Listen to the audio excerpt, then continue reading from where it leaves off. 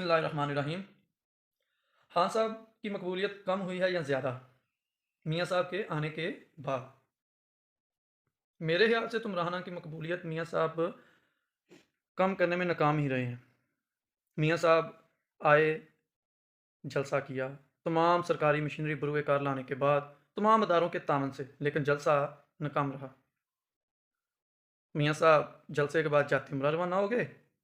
जाती उमरा में फिर सियासी सर्वे करवाए गए इलेक्शन के हवाले से। जब सियासी सर्वे करवाए गए तो वो भी खान साहब के हक में आए। खान साहब 90% 70% नून लीग ने अपने ट्विटर अकाउंट पे भी चलाया।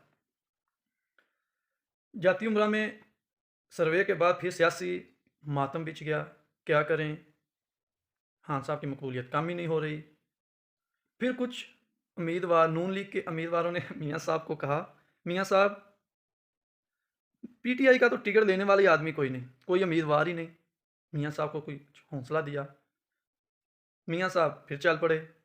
जब कागजात जमा कराने का वक्त आया, तमाम होचे हट कंजों के बावजूद उम्मीदवारों से कागजात छीने गए, पुलिस के जरिए रुकावटें डाली गईं। इसके बावजूद पता चला कि मुल्क की सियासी तारीख 50 साल तारीख में सबसे ज़्यादा कागजात जमा हुए किस जमात के?